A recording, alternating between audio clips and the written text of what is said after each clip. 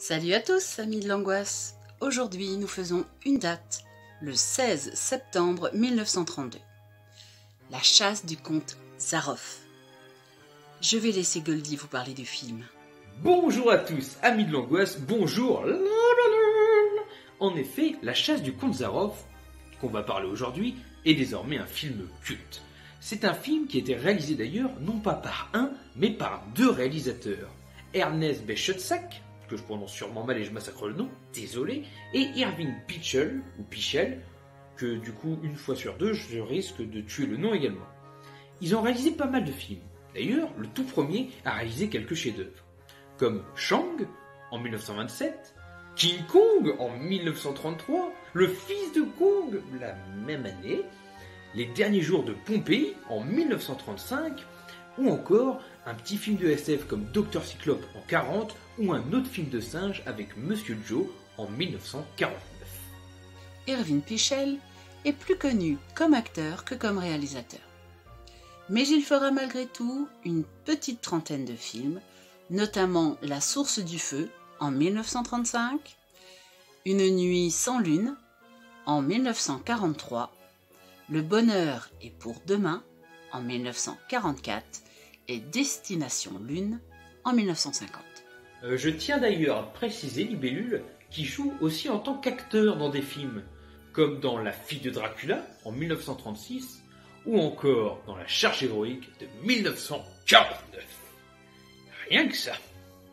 Synopsis. Un bateau s'échoue sur les récifs d'une île habitée par le comte Zaroff. Seul survivant, Rob Ransford est alors recueilli dans la forteresse où il fait la connaissance de deux autres rescapés, la jolie Ève et son frère Martin. Les convivialités passées, les malheureux vont très vite s'apercevoir que le comte est en fait un dangereux psychopathe, dont l'ultime plaisir est d'organiser des chasses à l'homme. Devenus des proies, les rescapés parviendront-ils à s'en sortir vivants? Il faut savoir d'ailleurs qu'il y a beaucoup de points communs entre La chasse du comte Zaroff et King Kong. Déjà, au niveau des membres qui réalisent les films.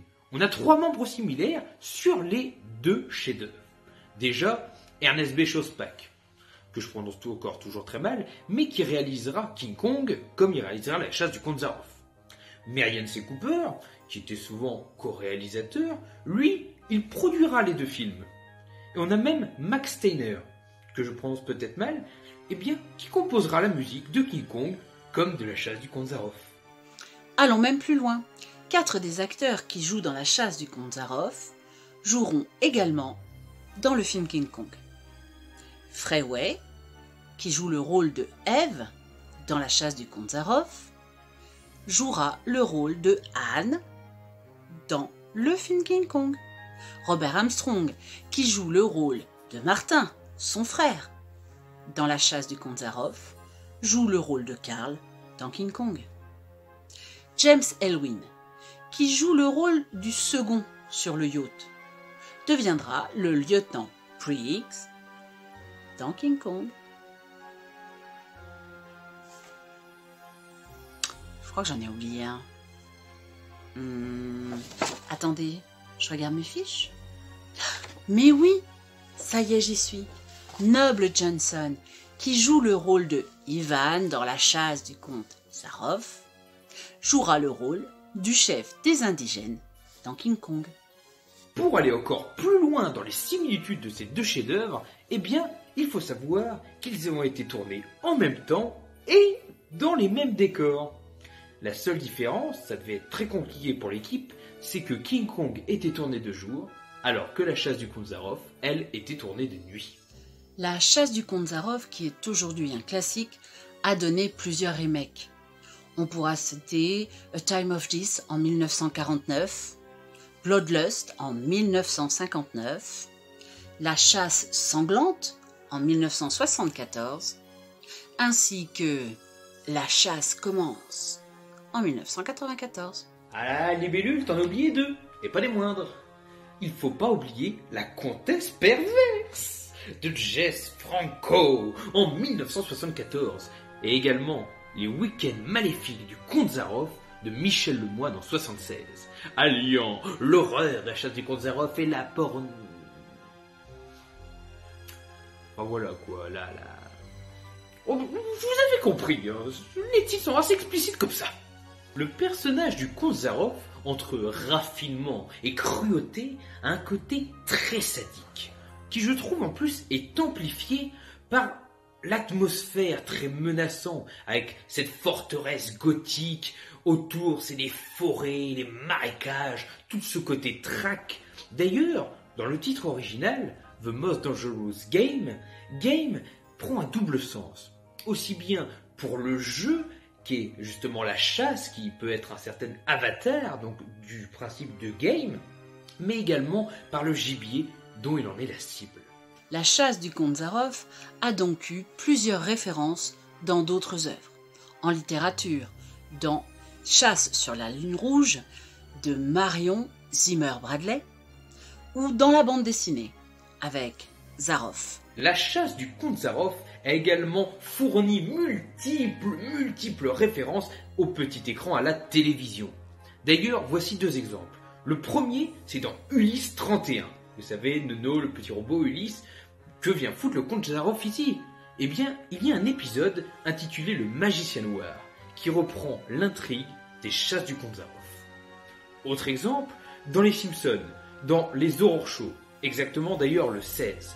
Eh bien, il va y avoir une parodie, un mini-épisode de la chasse du Comte Zaroff avec Monsieur Burns, on se doutait que ça serait lui, dans le rôle du Comte Zaroff, qui va donc chasser les habitants de Springfield dans une partie de chasse plutôt vivace. Ou au cinéma, notamment dans le film Zodiac de David Fincher, où les chasses du Comte Zaroff sont souvent mentionnées. D'ailleurs, on peut voir le projectionniste programmer les chasses du Comte Zaroff dans son cinéma. N'oublions pas non plus un autre média porteur, le jeu vidéo. Par exemple, on peut le trouver dans Rayman 3, étonnamment, où il est parodié en tant que comte Razov. Également dans Dofus, pareil, où il est parodié en tant que comte Razov, mais cette fois pas avec deux F, mais un seul à la fin. On peut le trouver également de façon plus subtile dans Hitman Contract, où l'agent 47 doit tuer Lord Winston Beldingford, un aristocrate anglais friand de chasse à l'homme. Faut absolument que j'y joue. Voilà, vous en savez un petit peu plus sur ce grand classique du cinéma et sur son personnage du comte Zaroff, sadique et raffiné. Allez Goldie, à toi de conclure. En effet, pour finir, je dirais que ce film culte vaut évidemment la peine d'être vu, ne serait-ce que pour la part d'histoire qu'il représente. Ça parlera sûrement pas aux nouvelles générations, même avec les références, mais en revanche, c'est quand même un film que je trouve intéressant, parce que quand j'en parle avec mes grands-parents, c'est un film qui leur parle. C'était pour eux un film précurseur de domaine horrifique. King Kong, La Chasse du Comte Zaroff et tous ces films-là sont des films de leur génération, et c'est des films du coup qui ont marqué leur époque. Si à la nôtre ça peut paraître un peu démodé, malgré des effets sympas et des acteurs plutôt effrayants, eh bien forcément on va se sentir lésé, mais c'est en apprenant des films passés qu'on comprend comment on a pu produire les films actuels. En effet, le futur, après tout, les films actuels, très peu sont novateurs et sont souvent des copier-coller ou des inspirations de films passés, de films qui datent depuis longtemps. Si celui-ci est un film qui est malheureusement daté d'un bon paquet de temps, et bien 80 ans facilement, eh bien il n'en demeure pas moins culte et il n'en demeure pas moins à visionner. C'est pour ça que je vous conseille de le voir, c'est un film qui en plus n'est pas très long et qui vous permettra de vous donner une idée et qui sait, de trouver toutes ces références et de prendre plaisir à vous dire la prochaine fois, bah tu sais quoi ça, c'est sûrement tiré de La Chasse du Comte Zaroff. Allez tchuss, crevez tous.